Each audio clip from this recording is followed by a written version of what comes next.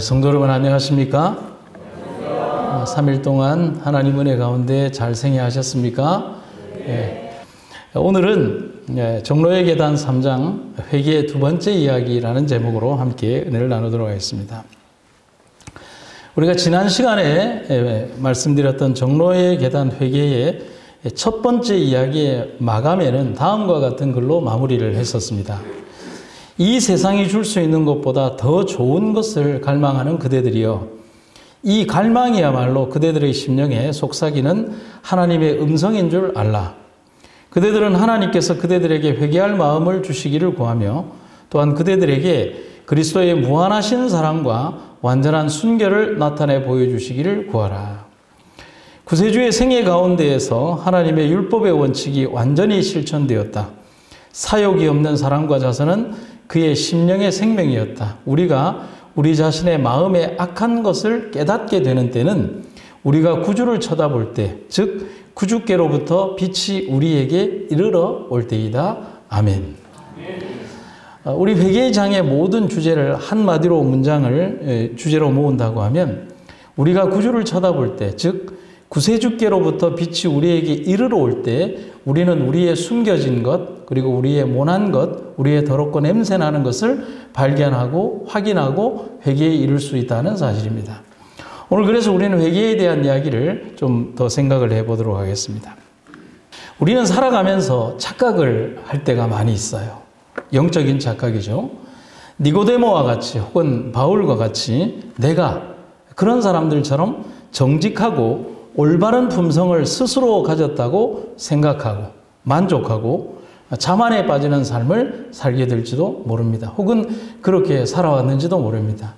근데 실제로 바리새인들이나 다른 사람들이 이 세리나 죄인들을 바라보면서 주님이여, 저는 저 사람들과 같지 않음을 인하여 감사합니다라고 얘기를 하면서 혀를 끌끌끌끌 차면서 어떻게 저럴 수 있을까라고 얘기하지만, 적어도 우리들의 일상생활에서 우리도 묘하게 그런 행동들을 우리 스스로 하고 있다는 사실이죠. 그렇게 적어도 나는 그들의 회개와는 다른 모습으로 회개해야 된다라고 생각할지도 모릅니다. 방금 말씀드린 것처럼 그런 모습은 바리새인들이 가졌던 오만한 영적 상태와 다를 바가 하나도 없다는 거예요. 단지 그들과 다른 형태의 옷을 입고 있고 다른 시간대에 있을 뿐, 그들이 가졌던 오만이나 영적 상태의 잘못된 모습들이 오늘날 우리에게도 반복되고 있다는 겁니다. 그래서 바울이 그랬어요. 그는 스스로에게 말하기를, 그가 이렇게 얘기를 합니다. 내가 율법의 의로는, 그래서 제가 뭐라고 했어요? 외부적 행위로는 흠이 없는 자로다 라고 했습니다. 정말 그랬어요. 바울은 자기 자신에게 대해서 적어도 내가 어떤 면에서 완벽함을 지닌 신앙생애를 가지고 있었다라고 고백을 합니다.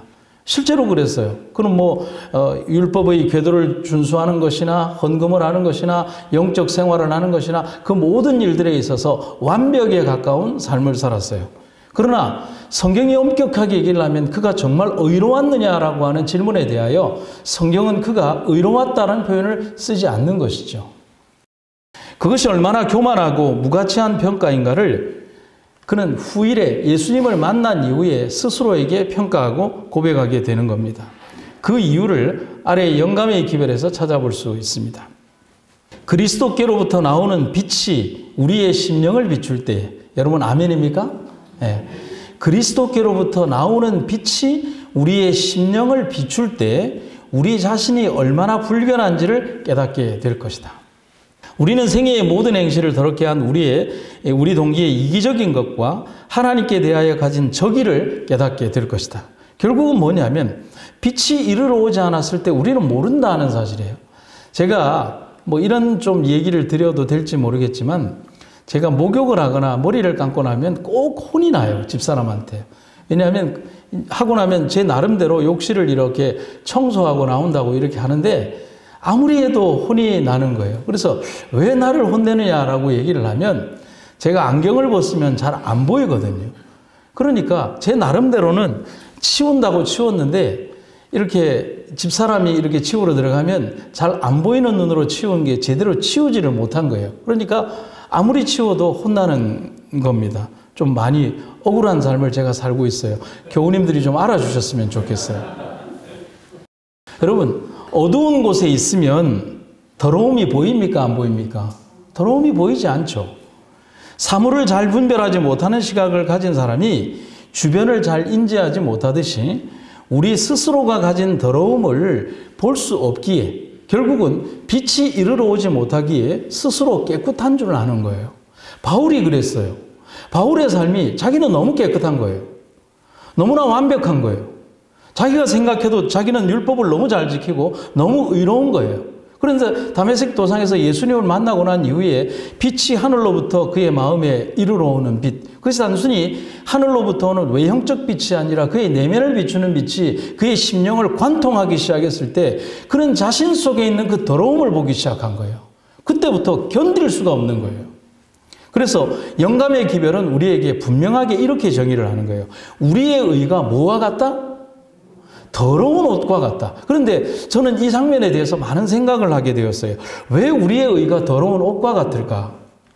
더러움의 가장 큰 특징, 이 옷의 이 특징은 절대로 스스로 더러움이 스스로 사라지지 않는다는 겁니다. 구스인이 그 피부를, 표범이 그 반점을 스스로 바꿀 수 있겠느냐? 할 수 있다, 없다? 할 수 없다는 거예요. 절대로 할 수 없다는 거예요. 영감의 기별이 말하듯이 가장 먼저 밝은 빛 속에서 내 자신의 더러움을 발견해야 하는 겁니다.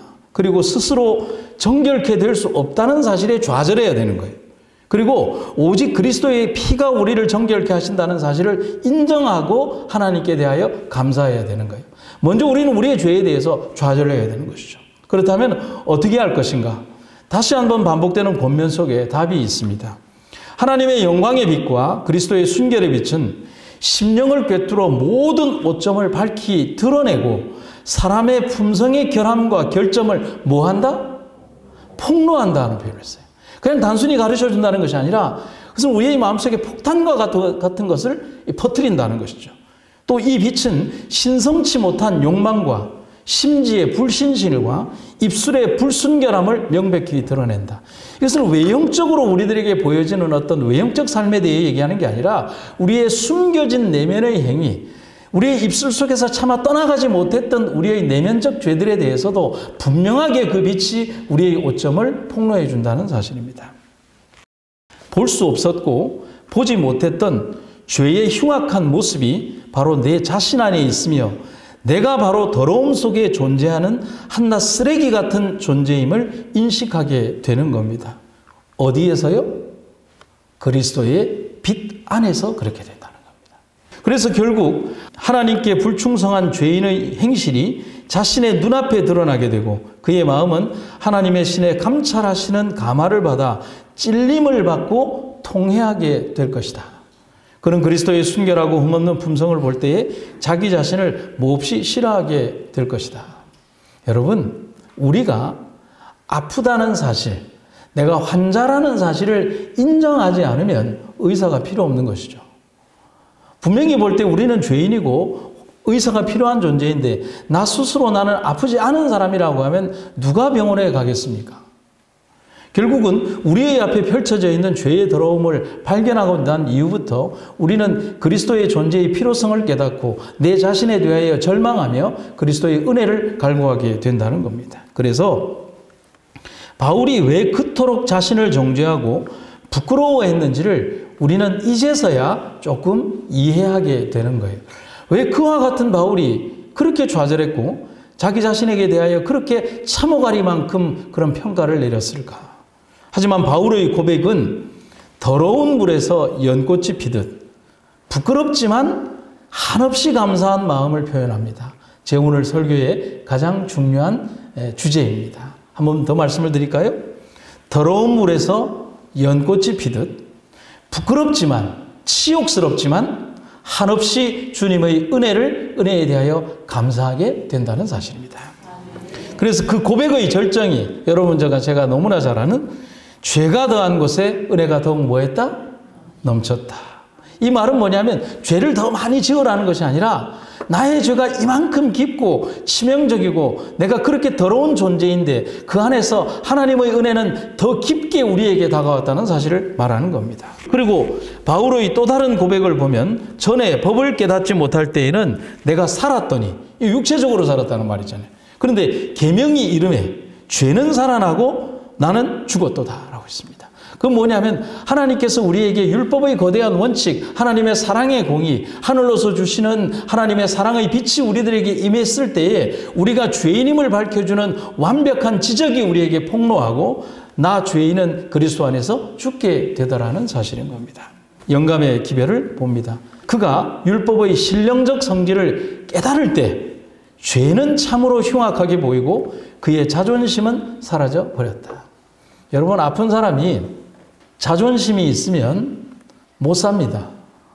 자존심 다 던져버리고 의사에게 자기의 모든 것들을 다 알려야 삽니다. 그처럼 내 자신에게 있는 치명적 죄에 대해 좌절하고 그분의 은혜를 갈구하기 위하여 하나님 앞에 벌거벗은 모습으로 내 자존심이나 내 살아왔던 모든 쌓아왔던 것을 다 내던져버리고 주님 앞에 엎드릴 수 있을 때 그제서야 사는 거예요. 내가 죽으니 내가 사는 거예요. 우리가 두 번째로 생각해 볼 것은 내 생각과 사람의 생각과 하나님의 판단은 너무 다르다는 겁니다.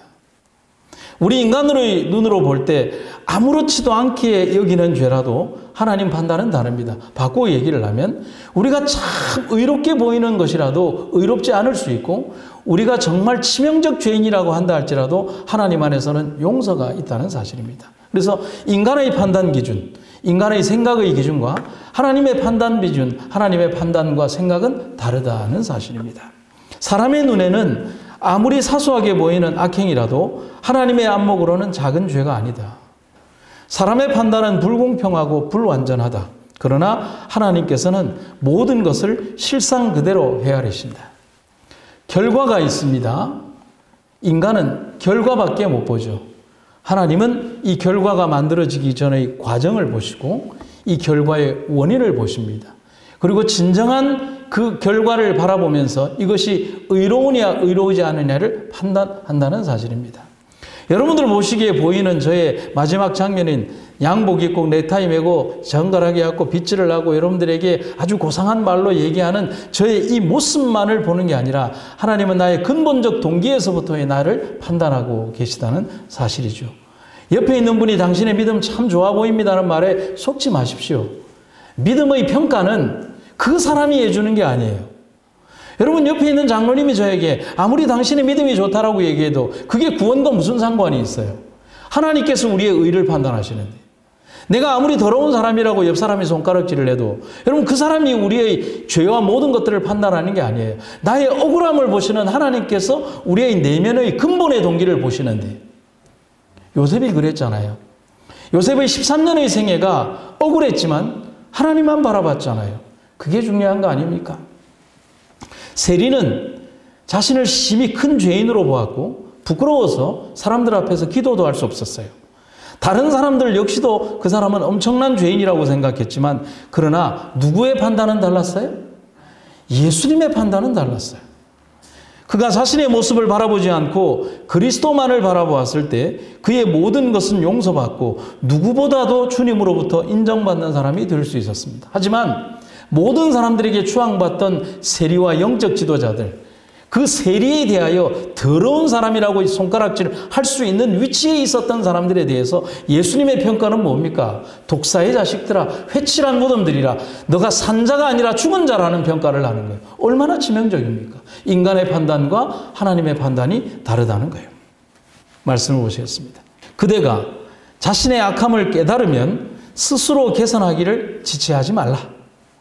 그리스도께로 나아갈 만큼 선하지 못하다고 생각하는 자들이 얼마나 많은지 모른다. 하지만 우리를 돕는 도움은 오직 하나님께만 있다. 우리는 누가 좀 더 힘있게 권고해 주기를 기다리지도 말 것이고 좀 더 좋은 기회나 좀 더 좋은 기분이 돌아오기를 기다릴 것도 아니다. 우리가 구약의 성소의 기별에서 성소의 문이 10m나 되는 것, 24시간 동안 제사장들이 상번제를 드리면서 대기를 하고 죄인이 언제 올지라도 그 문을 열어두었던 이유는 그들이 결코 죄에 머무르지 말고 언제든지 주님 앞으로 오라는 그 뜻으로 하나님께서 성소의 문을 넓히 열고 언제든지 열려 있었다는 사실인 것입니다.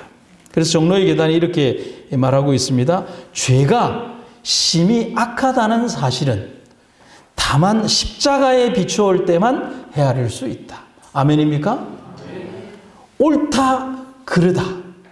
여러분, 얼추라는 말은 참 위험한 말입니다. 집에 액자를 걸다 보면요, 우리가 수평자라고 하는 것을 사용하지 않으면, 장로님 어떻습니까? 수평이 잘 맞던가요? 잘 안 맞아요. 저는 대단히 이렇게 균형지게 건다고 하지만은 분명히 이 수평이 맞지를 않아요. 그렇잖아요. 얼추 맞아요. 그런데 수평자를 딱 올려보면 이게 기울어져 있는 것을 보게 되는 겁니다. 옳다, 그르다. 올바르다, 아니다. 죄와 잘못된 것에 대한 분명한 원칙은 십자가 아래에 비출 때에만 그것을 알 수 있다는 사실입니다. 곧 그 말은 모든 평가의 기준은 오직 하나님에게만 있다는 사실입니다. 인간의 판단 기준으로 더 크고 더 나쁜 죄가 있는 것이 아니라 오직 예수님만이 그것을 판단할 수 있다는 겁니다. 그래서 흔히 죄인으로 불린 바리새인은 공교롭게도 의롭다고 칭해졌고, 의롭다고 판단했던 종교 지도자들은 가증한 죄인이라고 반전되는 평가를 받았던 겁니다. 얼마나 놀랍고 진실된 평가입니까? 하나님의 아들의 사랑과 고난과 사망은 다 죄의 무서운 흉악성을 증가하는 도시에 사람이 그 마음을 그리스도께 바치지 않고는 죄의 권세에서 벗어날 수도 없고 더욱 고상한 생애를 살 소망도 없는 것을 분명히 보여준다. 우리가 그리스도께 나아가지 않으면 어떤 답도 어떤 해결점도 없다는 사실을 우리가 기억하시기를 간절히 바랍니다. 그러면 어떻게 해야 할까? 지체하지 말라는 겁니다. 절대로 지체하지 말라는 겁니다. 영감의 기별은 분명한 경고와 교훈을 이렇게 말해줍니다. 그대의 죄를 버리고 예수로 말미암아 마음의 순결을 얻는 일을 지체하지 말라. 여러분, 잘못된 것을 고치는 가장 좋은 방법이 뭔 줄 아십니까? 아주 빨리 시인하는 겁니다. 그리고 용서를 구하는 겁니다. 회개의 순간과 기회가 주어졌을 때, 그리고 깨달았을 때 그것에 대해서 지체하는 것은 엄청난 손실이 됩니다. 잘못을 인정하는 것은 빠를수록 좋습니다. 그러면 아무런 문제가 없습니다. 하지만 시간을 끌면 잘못과 과오를 인정하기 어려워지고 되돌아가기는 더욱 어려워집니다. 간과하고 놓쳐버린 기회들은 더 크고 분명한 결과로 우리에게 다가옵니다. 여러분, 우리의 삶 속에서 우리가 죄를 지었을 때 우리는 그 죄의 구렁텅이에서 우리가 절대로 오래 지체되어서는 안 됩니다. 그 자리가 바로 회개의 자리고 그 자리가 바로 용서를 구해야 되는 자리며 그 자리가 바로 누군가에게 아픔을 주었다면 그 아픔을 풀어야 되는 자리가 바로 그 자리라고 하는 사실인 겁니다.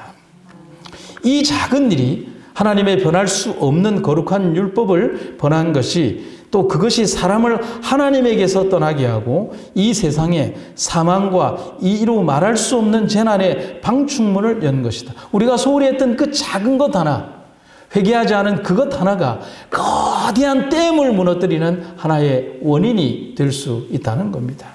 그래서 영감의 기별은 분명하게 이렇게 정의를 합니다. 죄를 범하는 행동마다 그리스도의 은혜를 멸시하고 저버리는 것이다. 그 영향은 그대들 자신에게로 돌아오는 것이다. 또 그것이 마음을 완강하게 하고 의지를 약하게 하고 지각을 마비시켜 그대로 하여금 하나님의 성신의 간절한 탄원에 응할 생각을 적어지게 할 뿐 아니라 능력도 없어지게 하는 것이다. 우리의 주님께서 우리에게 시간과 때마다 그리스도의 십자가를 떠올리라고 했던 이유를 우리는 기억해야 하는 것입니다. 마지막으로 한 주제가 있습니다. 인간은 스스로 절대로 의로움으로 돌아오지 못합니다. 사람들의 가장 큰 착각 중 하나는 내 자신이 마음만 먹으면 스스로 자신이 행한 악습 혹은 행습에서, 죄악에서 스스로 벗어날 수 있다고 생각하는 겁니다. 여러분, 그거 아십니까? 이스라엘 백성들이 광야에 나가서 많은 죄들을 저지릅니다. 40년 동안. 그들이 우상숭배하고 행음하고 거짓말하고 하나님 보시기에 어떤 나쁜 행동들을 합니다. 그런데 그들이 광야에서 만들었던 모든 우상과 나쁜 행동들이요, 광야에서 그들 스스로 만들어낸 창의적 죄는 하나도 없어요. 어디에서 배워온 겁니까?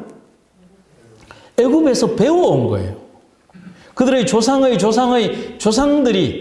어디에서요? 애굽의 백성들의 삶을 보면서 그들의 삶 속에 녹아들었던 그 죄들이 자연스럽게 그들 속에서 있었던 거예요. 분명히 그들이 애굽을 떠나서 광야로 나왔지만 그들과 함께 뭐도 나왔냐면 광야에서 애굽에서 그들이 습득하고 그들의 생활과 함께 존재했던 그 죄가 함께 그들과 동행하고 나왔다는 사실이에요. 그래서 성경의 여러 기별들에서 부조들이 뭐라고 얘기하냐면 너희들 속에 있는 죄와 우상들을 버리고 하나님의 그 베델과 제단으로 올라가자라고 여러 번 반복되는 것은 우리들 속에 존재하는 모든 것들을 즉시 버려야만 우리가 그리스도를 만날 수 있다는 사실인 것입니다. 그런데 스스로는 안 된다는 것입니다. 절대로 불가능한 일들이 스스로의 능력으로 무언가를 해보겠다는 것입니다. 한번 보시겠습니다. 비록 품성 가운데 한 가지의 못된 성격이나 한 가지 악한 욕망이라도 고집스럽게 품고 버리지 않으면 결국에는 복음의 모든 능력을 소멸시켜 버릴 것이다. 죄악적 방종은 하나님을 싫어하는 정신을 강하게 한다. 저는 이 구절이 놀랐어요. 죄악적 방종이 하나님을 싫어하는 정신을 강하게 한다는 겁니다. 여러분, 비행기의 용어 중에서 불환지점이라는 게 있습니다. 혹시 들어보셨나요? 불환지점. 비행기가 예를 들면 인천에서 어디까지 간다고 생각해 볼까요? 좋습니다.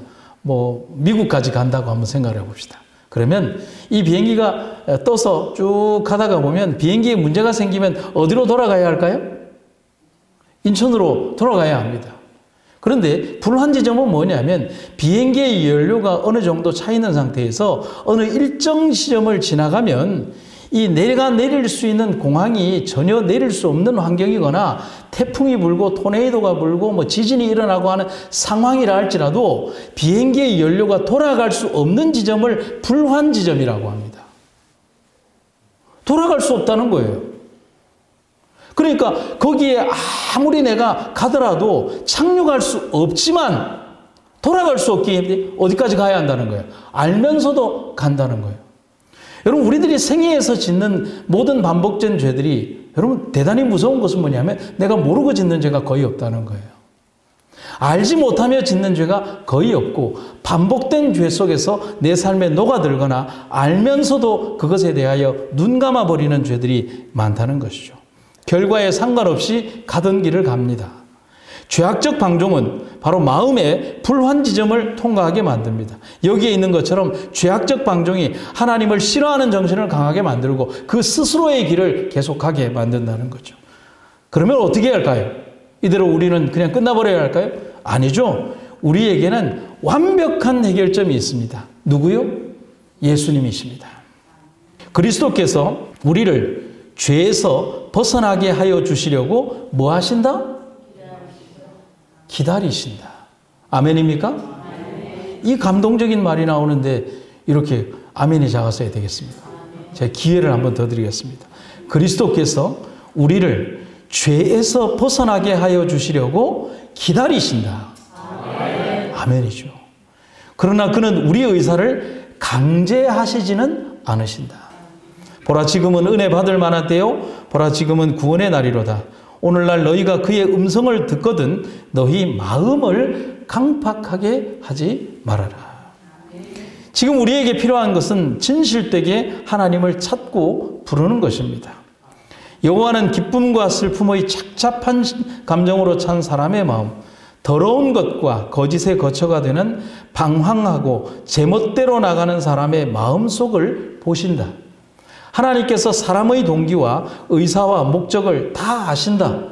그대는 더럽힌 그대로의 심정을 가지고 그대로 그에게로 나아가라.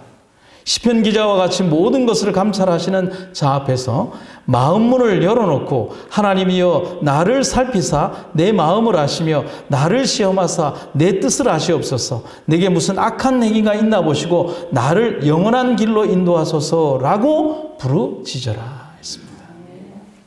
우리의 신앙이 형식적 경건과 회개에 머물지 말아야 합니다.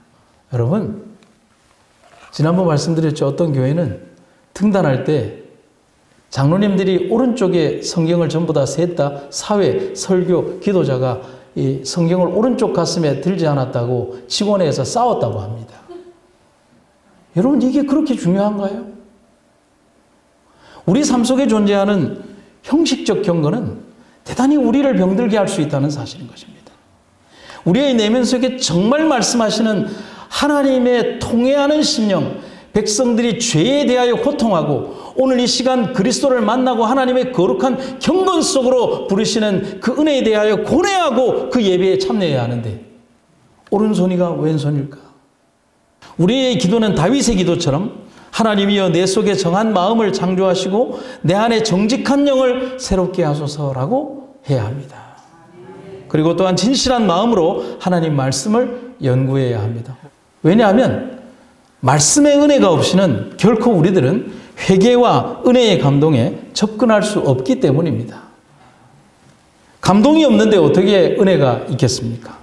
그렇게 한다면 우리는 분명히 스스로에게 좌절하게 될 것입니다. 제가 삼천포 교회에 와서 감동받는 게 있습니다. 그건 뭐냐면 우리 교회 장로님, 집사님들이 정말 말씀을 너무 열심히 연구하고 또 이렇게 은혜 가운데 거하신다는 거예요. 그래서 제가 방문을 갔다가 이렇게 집에 와서 마음으로 큰 부담을 가지고 이렇게 긴장을 하게 됩니다. 아이고야, 이거 설교 그냥 적당히 준비했다가는 큰일 나겠다. 7년 못 채우겠다. 왜냐하면 말씀을 너무 사랑하시고 그 말씀의 깊이를 가지고 이렇게 얘기하시는데 한 번 한 번씩 말씀하실 때마다 자기가 경험받았던 말씀의 은혜를 이야기할 때마다 정말 제 가슴 속에 하나님의 은혜가 섬광처럼 비치는 그런 이야기들을 장로님들, 집사님들이 해주시는 거예요. 얼마나 많은 은혜를 받는지 제가 행복자인 것 같습니다. 자신의 내면 속에 존재하는 치명적인 죄에 대해서 그 말씀이 우리를 깨닫게 해줍니다. 분명코 사단이 그러한 삶에 젖어든 우리를 가만히 두지 않을 것입니다. 여러분, 그렇지 않을까요? 여러분, 영적으로 대만해 있는 자에게 왜 사단이 그를 괴롭히지 않느냐 하면 괜히 잘 자고 있는 놈 깨울 필요가 없잖아요. 사단이 이렇게 들쑤셔서. 그런데 영적으로 깨어있는 사람들에게는 끊임없이 아마 우리를 괴롭힐지도 모를 것입니다. 하지만 두려워하지 않습니다. 두려워할 필요도 없습니다. 왜냐하면 우리는 용서받은 죄인이며 말씀의 종이며 하나님의 거룩한 빛 가운데 사는 백성이기 때문에 그렇다는 사실입니다. 사단이 그대에게 와서 너는 큰 죄인이라 하거든 그대는 그대의 구주를 쳐다보고 그의 공로에 대하여 말하라. 그대에게 도움이 될 것은 곧 그의 빛을 바라보는 것이다. 그대의 죄를 자복하라. 사단은 우리가 죄인임을 이야기합니다. 희망이 없다라고 얘기를 합니다. 우리는 갚을 수 없는 빚을 탕감받은 죄인들입니다. 아멘입니까? 아멘. 져서는 안 되고 질 수도 없는 빚을 진 죄인들이지만 그 무한한 죄의 삭을 사랑으로 탕감받았습니다. 그것이 가장 중요한 은혜입니다. 그것을 알 때 우리는 진실한 눈물, 회개의 눈물, 그리고 최종적으로는 감사의 눈물을 흘리게 됩니다. 오늘 이 시간 우리에게 그러한 빛을 주신 주님께 대하여 감사하고 진실한 회개와 감동과 눈물이 있는 그런 기도를 드리는 여러분과 제가 되기를 간절히 바랍니다. 마지막 한 구절을 읽고 마치도록 하겠습니다. 우리가 죄의 악한 것을 가장 절실히 깨닫게 되는 때는 우리가 하나님의 사랑을 가장 충분히 이해하는 그때이다. 우리가 우리를 구원하기 위하여 내려온 줄의 길이를 볼 때에 우리가 그리스도께서 우리를 위하여 베푸신 그 무한한 희생을 얼마만큼 깨달을 때에 우리의 마음은 부드러움과 통회로 녹아지는 것이다.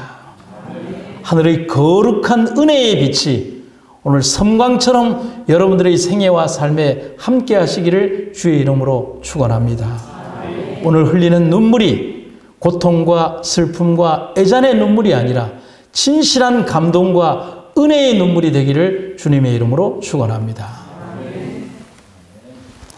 아버지, 이 크신 은혜를 어떻게 해야 할까요? 우리를 너무나 사랑하셔서 우리를 위하여 희생하신 예수님의 그 놀라운 사랑을 우리가 잊지 않게 하여 주시옵소서. 삶에서 우리의 마음속에 싹트는 죄와 자만의 그 더러운 것들을 다 이겨내고 오직 주님만 바라보고 살아가게 하여 주시옵소서. 세상 속에서 하늘만 바라보고 오직 주님 앞에 통회하고 참회하는 마음으로 이 세상의 더러운 것들을 잊어버리고 오직 주님만 바라보게 하여 주시옵소서. 우리의 어두웠던 삶에 빛을 비춰주시고 우리를 둘러싼 그 더럽고 냄새나는 것들을 알려주시며 우리에게 살아라 살아라 말씀하신 하나님 은혜를 인하여 감사드립니다. 오늘 주의 은혜 가운데 이 저녁 우리를 이끌어주신 하나님 은혜를 감사드리며 우리의 생애가 주님 안에 있음을 또한 감사드리며 우리의 생애를 끝까지 인도하여 주신 주님 은혜에 감사하는 저녁 되게 하여 주시옵소서. 예수님의 이름으로 기도드립니다.